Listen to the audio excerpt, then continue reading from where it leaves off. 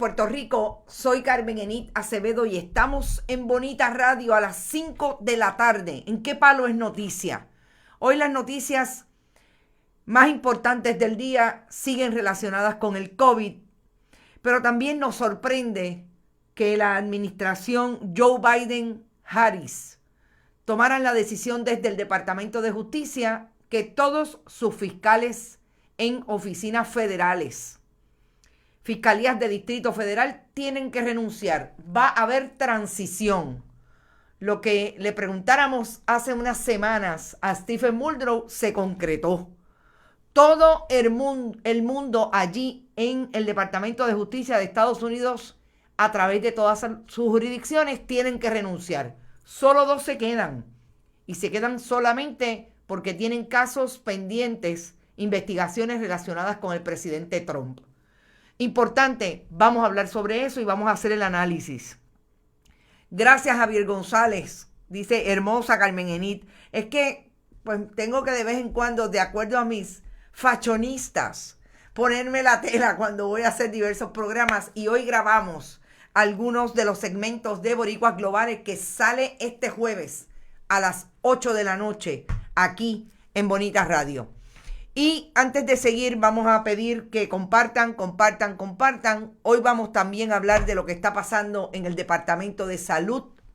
¿Quiénes son los nombres que se barajan ya para sustituir a Fabiola Cruz López en el denominado Sistema Municipal de Investigación de Casos y Rastreo de Contactos Puerto Rico? Nada más y nada menos que los que hacen el trabajo de el rastreo comunitario. Milagros Ortiz Ramos dice, turnos PR no sirve. Ay, bendito, díselo al secretario, que dice que ellos están hasta llevando gente con computadoras para atender a las personas de edad avanzada.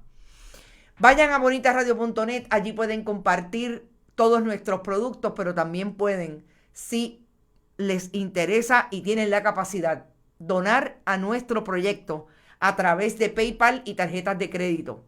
También pueden hacerlo en Fundación Periodismo 21 en su ATH móvil, a través de la fundación que hemos creado para producir los contenidos que habrá de reproducir Bonita Radio, que también estamos recibiendo cheques o giros postales a nombre de Fundación Periodismo Siglo XXI, Correo General PMB 284, PO Box 19400, San Juan, Puerto Rico 00919. _4000. Vaya a todas nuestras redes sociales. En Twitter colocamos también mensajes todos los días. Y no se olvide que nuestros auspiciadores van de la mano con el periodismo contestatario, democrático, sobre todo en profundidad, análisis e investigación que hacemos desde aquí, desde Bonita Radio. El próximo mes de abril cumplimos 10 años haciendo lo que recientemente medios de comunicación tradicionales se han dado a la tarea de hacer, reproduciendo contenidos a través de todas las plataformas web. Vamos al primer tema. Y el primer tema, definitivamente, nos vamos a ir entre Estados Unidos y Puerto Rico por 2 informaciones importantes que nos parece que surgen hoy y que dan cuenta de cómo se puede estar manejando el poder desde 2 escenarios vinculados a Puerto Rico a través del gobierno de Estados Unidos. Uno es el sistema judicial y quien podría ser el sustituto del ex juez Juan Torruella, fallecido recientemente en el Tribunal Apelativo en Boston. Este joven, de nombre Adriel Cepeda Derieux, es el que suena como candidato, ya está siendo investigado por las instancias del poder en Washington para sustituir a Juan Torruella. Como ustedes saben, Juan B. Torruella fue un juez que varió en su posición ideológica, por lo menos de la percepción que tenía con relación a cómo los problemas de Puerto Rico podrían dilucidarse.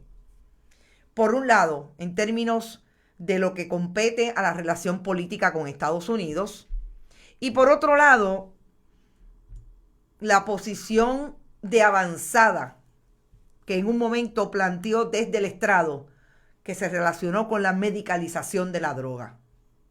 Este joven estuvo en la oficina del juez Torruella como un oficial jurídico. También tiene posiciones parecidas, obviamente. No solamente su mentor en términos de su carrera en los tribunales como oficial jurídico pudo haber influenciado en él, sino también su formación. Es un abogado que también ha estado vinculado a la Unión Estadounidense de Libertades Civiles, mejor conocida en inglés como ACLU, por lo que también tiene una posición de estudio del derecho bastante asociada a lo que son los derechos humanos y los derechos civiles. Además de haber sido oficial jurídico de Juan Beto Ruellas, también fue oficial jurídico de otros 2 jueces en el Distrito Tercero de Estados Unidos, y es un graduado de la Escuela de Derecho de Columbia University. Realmente ha sido conferenciante allí y trabajó en un bufete, Wilmer & Hale. Como dije, también fue oficial jurídico del juez Theodore McKee del Tercer Circuito de Apelaciones Federales, que tiene la principal oficina en Filadelfia. Recordemos que el presidente Trump habría nominado a Raúl Arias Marzuach para ser el que llenara esa vacante en el Tercer Circuito de Apelaciones en Boston, Segundo Circuito de Apelaciones en Boston. Todo un corte en términos de su perfil ideológico, republicano, allegado a esas visiones de mundo que tienen los republicanos, que se alejan del mundo de los derechos humanos. Por ejemplo, el hecho que estén tratando de traer a este joven puertorriqueño con ese perfil diferente, me parece que es una ganancia para ese mundo de los tribunales, porque de ahí es que están las diferencias en cómo se resuelve, cuáles son las mentalidades. Por eso es que hablamos de las diferencias que hay en el Tribunal Supremo de Estados Unidos cuando John Kennedy es un presidente, aun cuando es republicano, tiene una mirada muy distinta a Kavanaugh y a la recién nombrada por el presidente Trump, que ocupó la posición de quizás una de las juezas más liberales y progresistas de ese foro judicial, que fue Ruth Bader Ginsburg. Esas para mí son buenas noticias, que la mirada de los demócratas en este momento para llenar vacantes en los tribunales esté siendo de ese perfil. Ahora bien, sin irnos de lo que significa ese gobierno de Estados Unidos tomando decisiones en una rama, vamos a lo que está haciendo en la rama ejecutiva desde el Departamento de Justicia, cuando hoy se anunció bien temprano que la posición del Departamento de Justicia, en este caso el interino secretario Monty Wilkinson, es de que se iniciaran las transiciones sin problemas en ese mundo de las fiscalías federales de Estados Unidos. Y Puerto Rico no es la excepción. Ustedes recordarán que hace unas 3 semanas le hicimos una entrevista que publicamos acá a el fiscal federal, y la pregunta nuestra fue precisamente que la postura casi siempre de los gobiernos que llegan a Estados Unidos, que son gobiernos diferentes al anterior, hay un protocolo de pedirle la renuncia a todo el mundo e ir mirando lo que va a ocurrir. Pues definitivamente ocurrió lo que le preguntamos al fiscal Muldrow. Él fue bastante tímido en contestar esa pregunta, e incluso llegó a decirnos que él quería quedarse, que él no tenía problemas de quedarse. El problema es que la administración Biden-Harris parece que viene a pasar el cepillo por todos lados y a sacar lo que dejó una administración Trump, que en términos de la justicia ha sido bastante complicado, en los cuestionamientos sobre todo en cómo se administró la justicia en determinadas jurisdicciones. ¿Qué significa eso para Puerto Rico? Que ahora definitivamente ya habrán, me parece que van a ser bastante rápidos, ya habrán nombres que circulen en la jurisdicción federal en Puerto Rico de quiénes son los que están cabildeando para quedarse como fiscales de distrito. Y no me da la impresión de que sea ninguno de los que están allí hoy sentados. Porque esa fiscalía, ustedes recordarán, que tiene un problema fundamental que también le fue cuestionado y le cuestionamos nosotros a Stephen Muldrow, y tiene que ver con los 14 años en que Rosemilia Rodríguez fue fiscal federal interina y todo lo que ocurrió en materia de corrupción, todo lo que ocurrió en materia de cómo se administró esa fiscalía. Y hoy Muldrow arrastraba cuestionamientos de la Oficina de Integridad Profesional o de Responsabilidad Profesional en el Departamento de Justicia en Washington relacionado con lo que pasó en ese interinato larguísimo de 14 años. Ahora no vienen republicanos, ahora vienen demócratas. ¿Quién en el ambiente jurídico de Puerto Rico, en el ambiente del derecho federal en Puerto Rico, está cabildeando para eso? Lo vamos a saber pronto. Pero definitivamente Muldrow acaba de renunciar, efectivo el 28 de febrero, siguiendo la directriz de esa transición responsable que le pidió el Departamento de Justicia que acogiera a todas las fiscalías con excepción de Delaware. Y la fiscalía, además de Delaware, hay otra fiscalía y estoy buscando cuáles, Delaware y Connecticut, porque tienen investigaciones relacionadas con las posibles investigaciones referentes a el momento Trump que pueden vincular a funcionarios, y ya eso está a otro nivel y aparentemente quieren protegerlo. Las investigaciones. Así que va a ser interesante lo que ocurra en Puerto Rico, sobre todo cuando en estas próximas 2 semanas, 3 semanas, antes de que Muldrow se vaya, puede ser que quiera dejar de esos casos que nosotros sabemos que están allí bajo investigación y que pueden producir más arrestos por corrupción. ¿Qué va a pasar si va a haber movimiento en los nombramientos del negociado federal de investigaciones? Eso es otra rama que habrá que ver qué ocurra. Yo no dudaría nada. Me parece que los republicanos, los demócratas vienen con toda la intención de limpiar todo lo que huela a trumpismo o a republicanismo de ese momentum de la historia del Partido Republicano, que es la era de Trump, Donald Trump en el poder. A los dos partidos le conviene la colonia para poder robar, dice Rafael Torres. Saludos desde Texas, saludos a todos. Buenas tardes, Irisita Delgado, qué bueno que estás por ahí. Saludos a todos y a todas. Por ahí vi a Margarita López, está Mac Scott como siempre. Mac, no me olvido de ti y de tus números.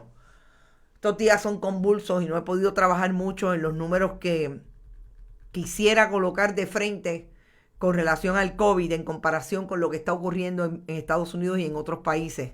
Por aquí hay alguien que no conozco. Sí, Elizabeth Blanca ha estado con nosotros antes y nosotras. Está por ahí Robert Baldwin como siempre. Carmen Negrón, ya tengo a 2 conocidos que ya le pusieron la primera dosis. Qué bueno, nos alegramos por eso. José Pepe, Obama no nos la dejó. Eso es bien complicado. Y sí, Obama no tiene idea de lo que resienten muchos puertorriqueños y ciudadanos de este país, de las decisiones que no tomó con relación a Puerto Rico y de las que tomó, entre otras, la Junta de Control Fiscal. No saben si la dosis que se han puesto, FBI take care of this, hasta el general de la Guardia Nacional debe ir preso. Anda pa'l cara. Robert Baldwin está agitado hoy. Si no tienen récord las segundas dosis que no lleguen temprano, ¿a quién le van a poner? Vamos a eso ya mismo. Vamos a hablar del COVID.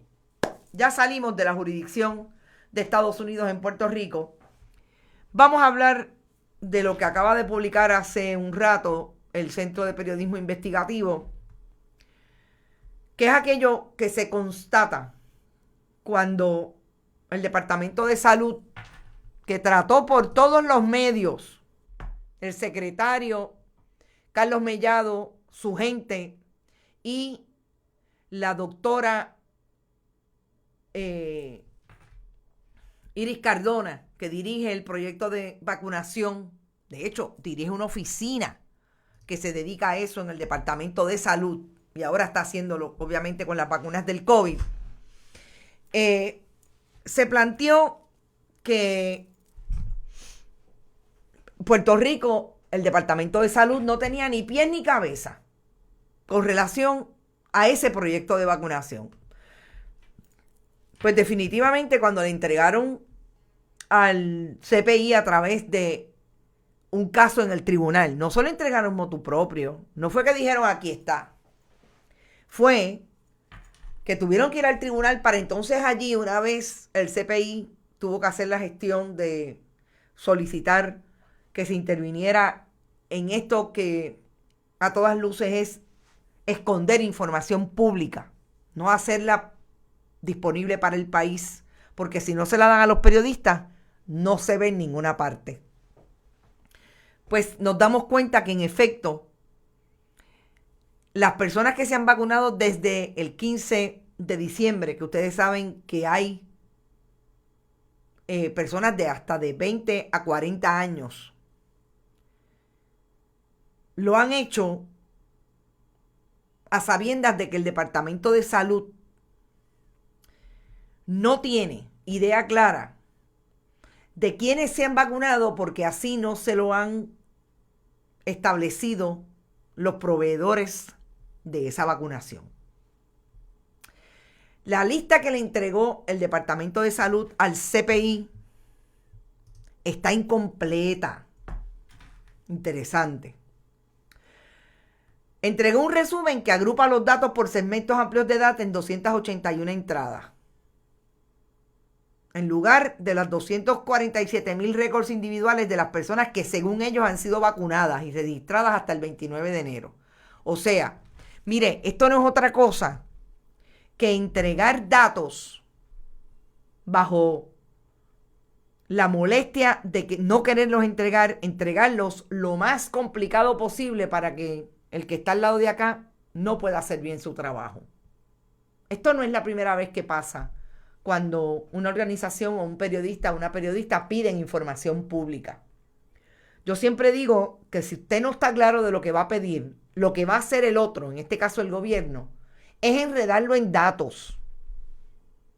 Y eso es así, aparte de entregarlos incompletos. La doctora Cardona incluyó una certificación en la que sostiene que pese a que existe un formulario del departamento en el que se requieren a los proveedores los datos sobre la justificación de cada vacuna que administra, la agencia no está solicitando a los proveedores que entren esos datos al sistema de información de inmunización de salud, por lo que el departamento no tiene acceso a por qué esas personas se han vacunado. Ustedes saben que el doctor Mellado ha dicho insistentemente que él quiere que se responsabilice a los que están vacunando a personas que no tienen la edad o que no están en la fase en que en este momento se está vacunando, que es a los 65 años o más. Enérgico. Ustedes saben que ha dicho que va a investigar, como dijo en un momento dado Lorenzo González Feliciano, en aquel momento en medio de la pandemia en que llegó a resolverlo todo al Departamento de Salud de Wanda Vázquez Garcet y Ricardo Rosselló Nevares, dijo que él iba a investigar todo lo que había pasado con los contratos y quién estaba traqueteando con los contratos y con el dinero y la chequera del país. No pasó nada. A las investigaciones del Departamento de Salud que Iris Cardona dijo que estaban investigando para adjudicar responsabilidad en diciembre del 2020, cero hemos visto al día de hoy. Y la última investigación que pide el secretario designado Carlos Mellado es que va a investigar quién le puso candado, cambió las cerraduras de la oficina de Fabiola Cruz López y le llevó toda su documentación a otro lugar tirándosela, como hemos visto que hicieron en el Departamento de Salud. Ninguno de los responsables de atentar contra la chequera del pueblo, de atentar contra la salud del pueblo, que han dicho los dos funcionarios de más alto nivel en el Departamento de Salud, que va a haber consecuencias en la administración del Partido Nuevo Progresista desde el 2017 hasta hoy. Nadie ha tenido consecuencias por lo que ocurrió, pero lo anuncian hasta en Twitter, porque es parte de la dinámica que vienen a tratar de resolver personas que llegaron al gobierno de Puerto Rico, que están inmersos en el proyecto de política pública más importante de un departamento de salud hoy en el mundo, que es atender la pandemia. Pero claramente cuando le entregan información pública a los periodistas que tienen que ir al tribunal para solicitarla, no hay manera de que nada cuadre. Ni hay consecuencias por la gente que hace mal las cosas en salud, que atenta contra la vida de los puertorriqueños. Y ahora nos enteramos de lo que sabíamos, que el Departamento de Salud no tiene ni pies ni cabeza, que tiene una plantilla donde se supone que los proveedores digan la edad y por qué la gente se está vacunando y no se la piden a los proveedores. Entonces me dice a mí el Departamento de Salud, como diría una amiga mía, Carmen Enid, tú dices esas cosas, por eso es que no te contestan, porque es que tú lo pones en contexto, la gente lo entiende perfectamente, pero ellos no están dispuestos a venir a decir por qué no hacen las cosas como las preguntas fundamentales que tiene el país. ¿Por qué yo, que tengo 87 años, no me he podido vacunar? Y un vecino mío, que es amigo de fulano que trabaja en el Capitolio, ya se vacunó y tiene 28 años. Por esto. Porque el Departamento de Salud está mirando para el lado. Porque el Departamento de Salud no le interesa hacer bien las cosas, porque aquí, sálvese quien pueda. El último que llegue, que apague la luz. No parecería que hay un proyecto. Y yo vuelvo y reitero la petición de entrevista que le he hecho al secretario Carlos Mellado, a quien sus representantes lo mantienen o informado y él no quiere atender a este medio, o sencillamente sus relacionistas públicos y oficiales de prensa tienen instrucciones de alguien que les dice que con este medio no hablan. No soy yo nada más. Hay colegas periodistas que están solicitando desde el día 1 entrevistas con el gobernador Pedro Pierluisi y hasta el momento no le contestan las peticiones de información. Eso para que quede en el récord. Entonces sigue diciendo esta historia del CPI que a pesar de que el gobernador dio instrucciones en enero de que se comenzara la vacunación a los maestros para intentar comenzar las clases presenciales el 3 de marzo, así como a los primeros respondedores, la semana pasada detuvo el segundo grupo ante el atraso en la vacunación de los adultos mayores. O sea, Carlos Mellado tuvo que detenerlo y eso está claro. De la información de los grupos de edad de que sí fue entregada, se desprende que han sido vacunadas 120 personas menores de 17 años. 137.183 entre las edades de 18 a 49 y 64.693 personas entre los 50 y los 64 años. Nadie justifica, ni la doctora Iris Cardona, ni Carlos Mellado, nadie en el Departamento de Salud, nadie en la Fortaleza de Puerto Rico, nadie en el gobierno de Puerto Rico justifica por qué estas personas están vacunadas a pesar de que no están en los grupos según cada fase. No olvidemos que Carlos Mellado codirige la coalición científica que nombró el gobernador Pedro Pierluisi en diciembre para atender el asunto del COVID. Si este tracto era para cada vacuna que un proveedor administrase, la subsecretaria respondió en la afirmativa. ¿Y quién hace ese tracking? El que vacuna tiene que reportar los datos al registro de vacunación. En el registro de vacunación hay unas plataformas y ahí está la identificación de las personas vacunadas. Eso también nos ayuda a identificar los elementos adversos si los hubiera. Pero nadie tiene la información porque no están obligando a ningún proveedor a colocar esa información en las plantillas. No existe requerimiento por parte del Departamento de Salud para que el documento sea puesto a disposición de la agencia, por lo que no tenemos acceso al mismo ni física ni digitalmente. Gente, la plantilla que se supone que llenen los proveedores, el Departamento de Salud no tiene acceso a ella. Este documento está en posesión de los proveedores y en muchos casos forma parte del expediente médico del paciente vacunado. Pesos a morisqueta, que mañana la doctora Iris Cardona dice que eso está sujeto a ley IPA. Como nos dijo a nosotros la semana pasada, el presidente de la Comisión Estatal de Elecciones, que no podía identificar a los vacunados ni la edad que tenían porque eso era ley IPA. Porque el que inventó la ley, inventó la trampa. Díganme si no es fundamental,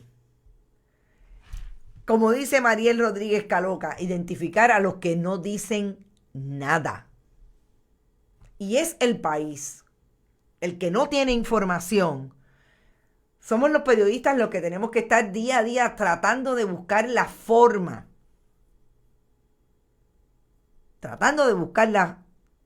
La forma de conseguir información para que ustedes la tengan y ustedes puedan consumir lo que realmente está pasando en el gobierno de Puerto Rico.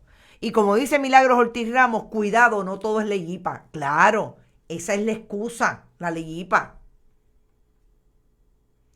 Pero entonces, de lo que podemos seguir indagando, tenemos que hacerlo con fuentes de información que están súper nerviosos a la vez que indignados por lo que está pasando en el Departamento de Salud.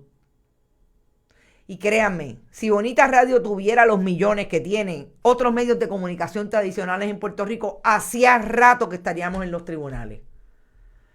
Porque si algo me parece importante en este momento para ir sobre el país, es exigirle en los tribunales al gobierno que la información es pública y la tienen que dar. Y yo espero que ese momento nos llegue. Y yo espero que esté en esto, que sea antes de 4 años.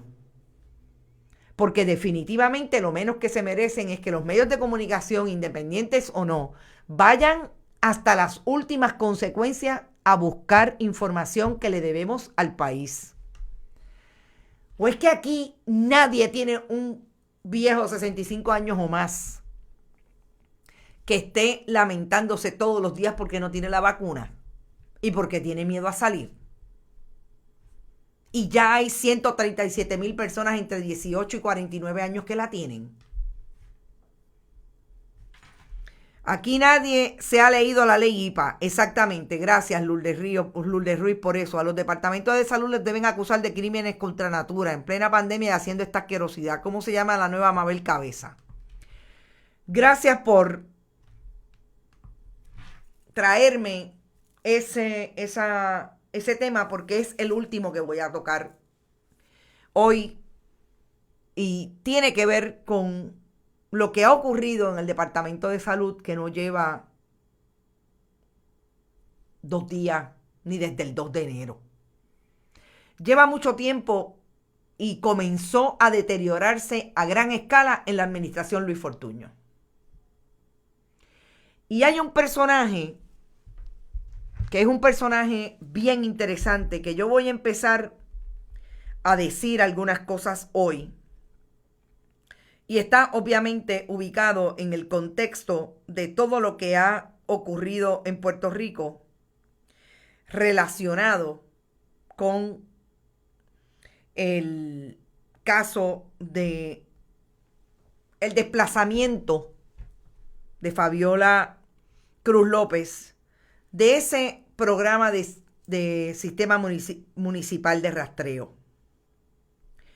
Y digo desplazamiento porque no es nuevo que en el Departamento de Salud opera una ganga del Partido Nuevo Progresista. Y cuando yo digo una ganga, es que las gangas funcionan de una manera clara de protegerse todo el tiempo, de protegerse y mantener lo que para ellos es el control de todo aquello que supone el estar siempre dando las instrucciones en la agencia. Y cuando yo le digo dando las instrucciones, les digo que como dice Cintia, que creo que fue, dice Ingrid Vázquez, si es una ganga o una mafia. Yo les voy a llamar ganga. Porque las gangas funcionan protegiéndose. Y de la manera que esta gente se protege es manteniendo siempre el control de todos los que están alrededor, con una carta siempre debajo de la mesa, de la manga. Y esa carta es colocar en el otro el temor de que yo soy la que tengo o el que tengo el poder con los que van a mandar cuando ganemos las elecciones. Y en este caso, son gente que va y viene.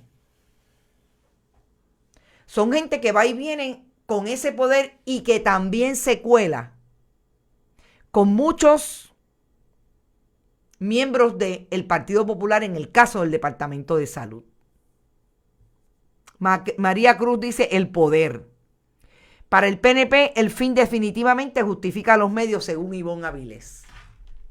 Gracias por sus comentarios y gracias por estar siempre. Recuerden, compartan. Vamos a hacer de estos programas contenidos virales que podamos seguir reproduciendo el periodismo que queremos y compartirlo con otros.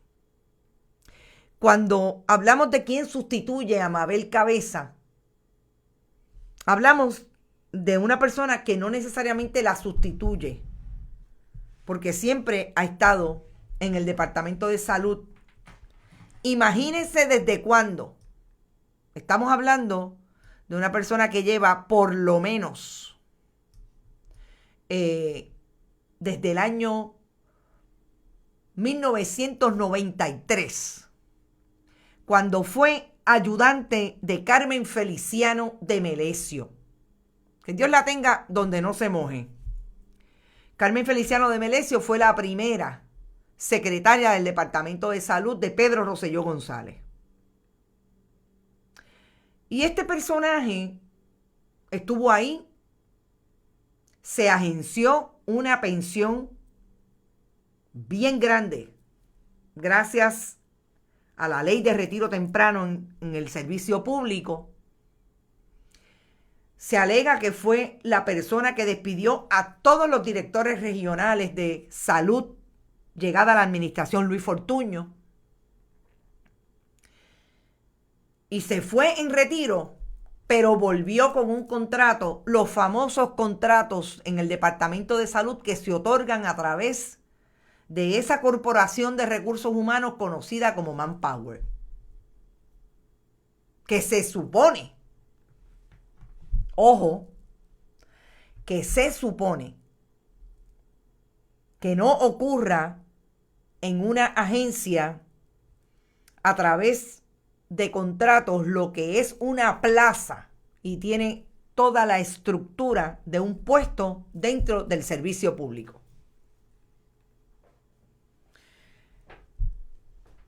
La sustituta de Mabel Cabeza en la administración Pedro Pierluisi se llama Lisa Miranda. Y Lisa Miranda es esta mujer que yo honestamente yo no sé, ¿verdad? No tengo información de cómo lo logró. Se fue en el retiro temprano, ahora tiene una posición por contrato, no estuvo en la administración Ricardo Rosselló Nevares necesariamente todo el tiempo, pero es una protegida y es una persona que siempre ha estado bajo el ala de Tomás Rivera Chats. Y ha estado bajo el ala de Tomás Rivera Chats y también de Jorge Santini. Vamos ubicándonos en tiempo y espacio.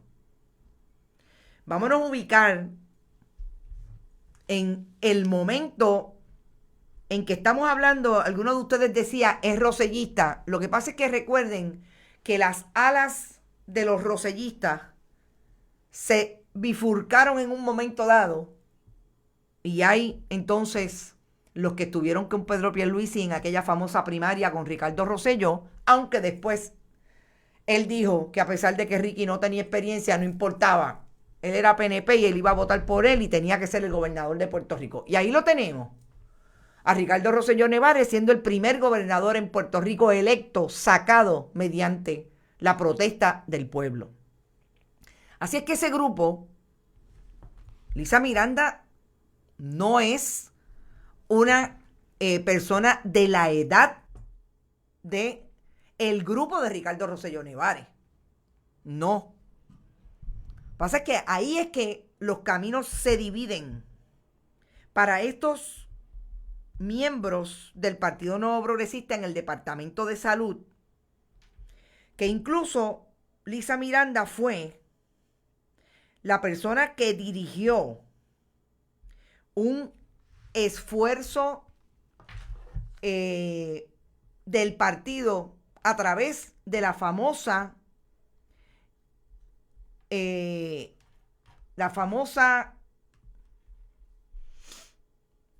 organización Servidores Públicos Progresistas. Ustedes recordarán que yo he hablado mucho, porque lo conozco de primera mano, porque lo investigué muchos años.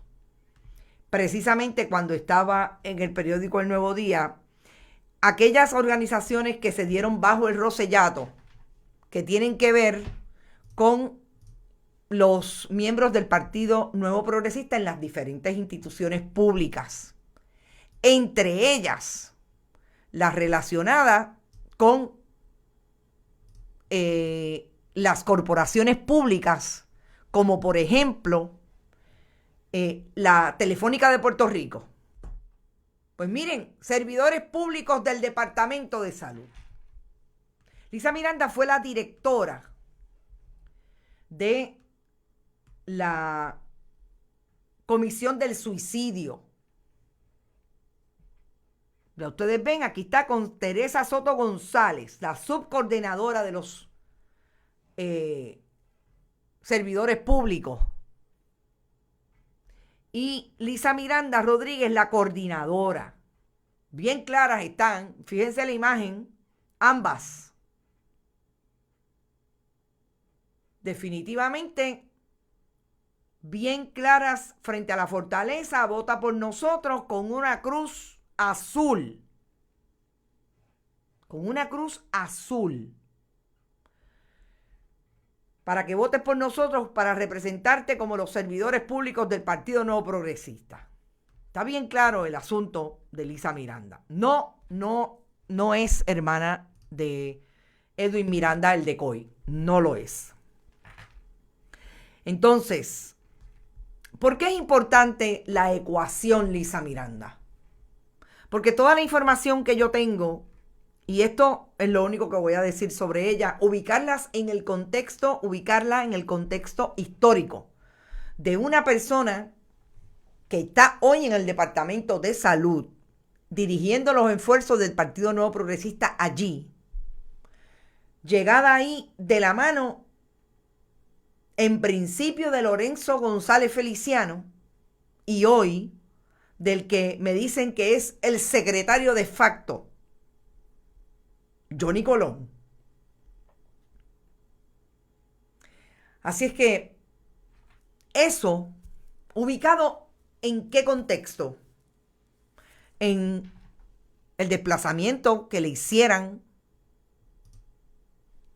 a Fabiola Cruz López de el único proyecto que le ha servido de algo al pueblo de Puerto Rico a través del Departamento de Salud en medio de la pandemia.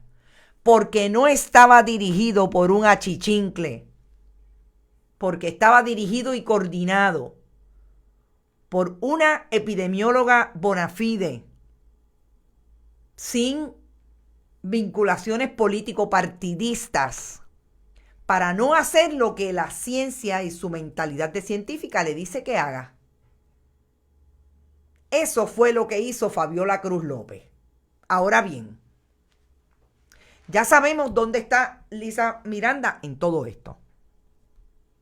¿Quiénes son las personas que le podrían servir a ese grupo de ganga política que está dirigida allí en el Departamento de Salud por esas personas que no son de la generación de los Rosselló, de los Cabeza, de los Adil Rosa? Adil Rosa es un poquito mayor que los usuarios, los presuntos implicados de la famosa orden de compra. Pero en el caso que estamos contextualizando hoy, la única persona, y yo lo dije esta mañana y lo reitero, que podía ordenar el cambiarle las cerraduras a Fabiola Cruz López, a la oficina de Fabiola Cruz López, era una persona con el poder de servicios generales o estar en la oficina del secretario. Lisa Miranda hoy es la ayudante, una de las ayudantes especiales del secretario del Departamento de Salud, Carlos Mellado. Y yo doy toda la información y si me están escuchando, contéstenme en las preguntas, contéstenme quién fue quien dio la orden de sacar todas las pertenencias de origen público de una profesional, una epidemióloga profesional, de allí, del trabajo que están haciendo en el sistema municipal de rastreo. Entonces, después de ahí, hoy advenimos en conocimiento de que una de las personas que está siendo nombrada y que podría ser la sustituta de Fabiola Cruz López se llama Jessica Irizarry. Y Jessica Irizarry es una epidemióloga que ustedes recordarán que participó en el proyecto de comunicación que intentó establecer Lorenzo González Feliciano cuando llegó al departamento para hablar desde la epidemiología que carecía el Departamento de Salud en medio de la pandemia por tener a una epidemióloga del Estado como Carmen de Seda, que no sabía mucho, por no decir que estaba todo el tiempo pensando en que Dios le ayudara a cómo salir de la pandemia. Porque incluso hasta eso decía. Jessica Irizarry, toda la información que tenemos es que es una de las personas que se menciona porque es una persona de confianza de la administración del Partido Nuevo Progresista. Jessica Irizarry está en el departamento y estuvo con un contrato de por lo menos 160 horas. 160 horas, ustedes me corrigen, si 160 horas no es un full time, como dirían en country. Y Jessica Irizarry, a la vez que tenía ese contrato de 160 horas en el Departamento de Salud, daba clase en la universidad, en el Departamento de Salud Pública de la Universidad de Medicina de Ponce. No me digan nada. Yo no sé cuántas horas tienen los días de alguna gente, pero los míos tienen 24 horas. Entonces, esta es la persona que suena en el Departamento de Salud, Jessica Irizarry. ¿Por qué? Porque todo lo que me dicen las fuentes que tengo allí en el Departamento de Salud, donde hay bien poquitos populares y casi ningún independentista. Hoy me enteré que hay como dos. Esos mismos del Partido Nuevo Progresista, que avergonzados están de lo que está ocurriendo en el departamento hace ya un rato, me confirman que este es uno de los nombres que suena, porque a esta persona sí le pueden decir lo que hacer en ese proyecto. Y yo no sé si ustedes se dieron cuenta, pero hoy el alcalde de Villalba, Luis Javier Hernández, dejó caer que él esperaba que los intereses que estaban alrededor de la salida de Fabiola Cruz López no fueran económicos. Esa es la suspicacia del alcalde. Y hoy no tenemos contestación a lo que ya ha dicho el secretario Carlos Mellado, de que supuestamente él va a considerar a esta joven Yonaika Plaza, que es la epidemióloga de Jayuya. Y no solamente lo ha dicho claramente el secretario, un poco con las muelas de atrás. Lo que pasa es que el secretario tiene un problema serio. Y es que parecería que Ángel Pérez puede estar en contra de muchos asuntos, pero parece que está del lado de los alcaldes de la Asociación de Alcaldes, el presidente por lo menos Luis Javier Hernández, alcalde de Villalba, porque él tiene el mismo problema con la gente de Guaynabo, que no se han podido vacunar porque no llegan las vacunas a los 65 años o más. Entonces eso a un alcalde le representa votos. Y el alcalde Ángel Pérez lo sabe. Y yo creo que esa va a ser la ficha del tranque aquí.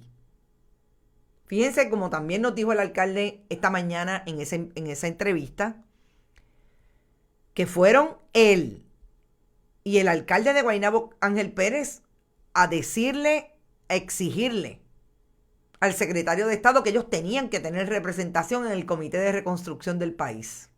Es como si desde la fortaleza se hicieran los proyectos de Villalba. Miren, ¿quieren hablar de alcaldes PNP? De Fajardo, de Naguabo. Fíjense que ayer en una conferencia de prensa hablan. En una conferencia de prensa sobre desarrollo económico, y no había ni siquiera un alcalde. Ni siquiera el de los de ellos. Hablaron de la reconstrucción de Roosevelt Roads y no hay consulta con alcalde. Creo que la semana que viene, dijo la directora ejecutiva, se van a reunir con los alcaldes después de hacer un plan de reconstrucción. O sea, yo lo hago y después te lo informo. No es que tú tienes que tener participación aquí. La soberbia los tiene ciegos, dice Débora CR. O sea, de eso es lo que estamos hablando. Y lo que está ocurriendo en el Departamento de Salud es lo que es seguimiento de lo que venimos viendo desde el 2009-2010. Que hubo una administración del Partido Popular, sí, del 2012 al 2016, y me dicen que no le metieron mano a personas como Lisa Miranda, a quienes se le pidió cierta investigación por la comisión de suicidio. Sí, y había una secretaria nombrada por el Partido Popular. La administración popular. Así es. Pues el que tenga que dar explicaciones hoy, que las dé. Porque lo que está pasando en el Departamento de Salud no lleva 4 años, no lleva 2 años. Y me parece que eso es lo que hay que seguir investigando. Le hierve la sangre a cualquiera, dice Rafael Torres. El talón de Aquiles para estos que se creen dueños del país en la calle como el verano del 19. Adalberto, yo me temo que el asunto de la vacunación y de la insistencia de abrir las escuelas el 3 de marzo le va a costar mucho a la administración Pedro Pierluisi y al Partido Nuevo Progresista. Yo me temo que lo que empezó en el verano del 19, que yo insisto, se reprodujo o tuvo sus consecuencias en las elecciones del 2020, va a continuar hasta que esto no se acabe. Yo creo que el país no aguanta más. Yo creo que el país está claro de, aun cuando un 32% votó de una manera ciega en favor de un grupo político que ha mantenido al país en este estado desde que lo empezaron a dirigir en el 2017, ese otro 68% está más o menos claro, y esto va a seguir cuesta abajo como Gardel con aquellos que insistan en repetir y en continuar haciendo lo que el país está claro que no necesitamos. Lo que este país necesita es transparencia, no corrupción y rendición de cuentas. Y en ese sentido, yo creo que todavía falta mucho. Y la expresión del país será súper importante. El talón de Aquiles, ya comenté eso. Deja que pase el COVID y verás que cómo cogemos calle, dice Irisita Delgado. Ángel Gabriel, si no abren las escuelas no podrán proceder los contratos que ya están pendientes para arrancar. Si no, todos sabemos que es una cuestión económica. Estamos clarísimos. Lo que todavía no tenemos, porque necesariamente no han asomado las cabezas, es quiénes son los que están detrás. Pero definitivamente aquí está claro. Y alguien me pregunta la relación de Lisa Miranda con Edwin Miranda. No, hasta el momento de verdad no es ninguna. No creo que tengan ninguna relación. Y las uniones calientes con sus pensiones. Así es, todo es una olla a punto de explotar. La justicia está en manos del pueblo. Veremos a ver. Mientras llega esa justicia, vamos a seguir informándonos con lo que entendemos es importante para el país. El periodismo bona fide está disponible para hacer ese trabajo. Siempre lo ha estado, independientemente de que definitivamente tengamos años de que la estrategia de los diferentes gobiernos ha sido copar de alguna manera por la crisis económica que también pasan los medios, esos espacios con otros personajes que no son periodistas y dejaron fuera el contenido. El contenido volvió y está en Bonita Radio. No se olvide que usted puede ir y donar a través de PayPal y tarjetas de crédito en bonitaradio.net. También puede hacerlo en la ATH Móvil, aplicación Fundación Periodismo 21, fundación sin fines de lucro que hemos creado para desarrollar y producir todos nuestros contenidos y reproducirlos en Bonita Radio. También puede enviar cheques o giros postales a nombre de Fundación Periodismo Siglo XXI, PMB 284-19400, San Juan, Puerto Rico 00919-4000. No se olvide que estamos en todas las redes sociales, incluida Twitter e Instagram. Vayan, compartan, síganos, háganse amigos y followers. Y están en todas los dispositivos podcast, las aplicaciones podcast, en cualquier dispositivo los puede acceder. iVoox, iTunes, Spotify, allí están nuestros podcasts. No se olvide que siempre están con nosotros Vega Alta Coop, la cooperativa Abraham Rosa y Buen Vecino Café. El contenido volvió y está en Bonita Radio. Díganselo al mundo, compartan. Gracias siempre por estar. Mañana es otro día y mañana es un día de, esto es lo último, a las 11 de la mañana. Y no se olviden que a las 12 siempre está, de lunes a jueves, Rodrigo Otero Goico con Más de una Milla, el periodismo deportivo que una vez hubo y que volvió a Bonita Radio. Estamos aquí haciendo lo que queremos hacer. Éxito. Nos vemos mañana a las 11 de la mañana y el jueves a las 11 a las 8 de la noche no se pueden perder Boricuas Globales número 5. Vamos a hablar con 2 boricuas globales puertorriqueños en Estados Unidos. Conversación interesante. ¿Por qué se fueron? ¿Qué provocó la salida? ¿Y cómo han manejado esa distancia de la patria puertorriqueña, haciendo patria donde quiera que se encuentren. Éxito, descansen, buen provecho y hasta mañana a las 11 de la mañana.